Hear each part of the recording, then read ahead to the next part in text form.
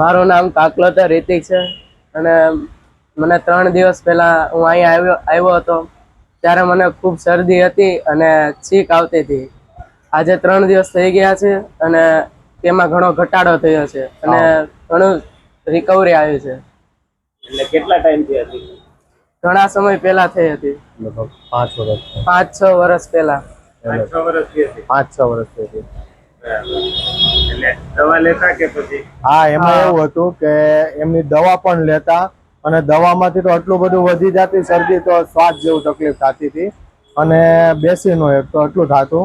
પણ આવડું જે પ્રોસેસ કરી પોઈન્ટની એ પછી તો મને એમ લાગે 100% ફરક પડી ગયો. 3 દિવસથી જે પ્રોસેસ હાલે છે ને એમાં એને શરદી બિલકુલ નથી થઈ. ખાલી એક જ વાત નોર્મલ એવી શરદી થઈ હતી 3 દિવસમાં. નકર જે અત્યારે વરસાદ જેવું વાતાવરણ છે ને એમાં કન્ટિન્યુઅર એને છીંક આવ્યા કરે અને પાણી પડ્યા કરે ને એવું થયા જ કરતું. પણ 3 દિવસથી હું જોઉં છું એમાં માનો ને મારા પોઈન્ટ 99% ની પણ 100% રાહત ગણાય એમ. અને આજે મને અહીંયા બતાવ્યું હતું ને, એ મારો મોટો ભાઈ છે ને, એને એક મંદિરનો જે સાઉન્ડની સિસ્ટમની વસ્તુ રિપેરિંગ કરવા અહીંયા આવે ને, તો એમને કીધેલું કે અહીંયા આ ભાઈ આ પણ કામ કરે છે કે પોઈન્ટથી એલર્જીની વસ્તુ મટાડી શકે છે. જે મોટી મોટી દવાઓ લેતા હોય, ઘણા લોંગ ટાઈમથી દવાઓ લેતા હોય, ફરક ન પડતો હોય.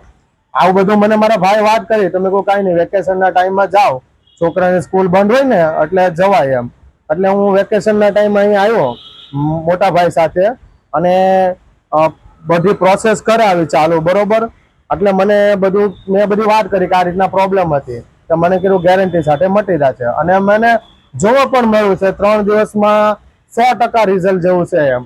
કારણ કે 3 દિવસમાં શરદી એક જ વાર નોર્મલ એવી થઈ હતી, ખાલી 2 કે 3 છીંક આવી હતી. બાકી કન્ટિન્યુઅસ છીંક ચાલુ રહેતી, નાકમાંથી પાણી પડવાનું, પછી શ્વાસ ચડવા મળે એવું પણ થતું.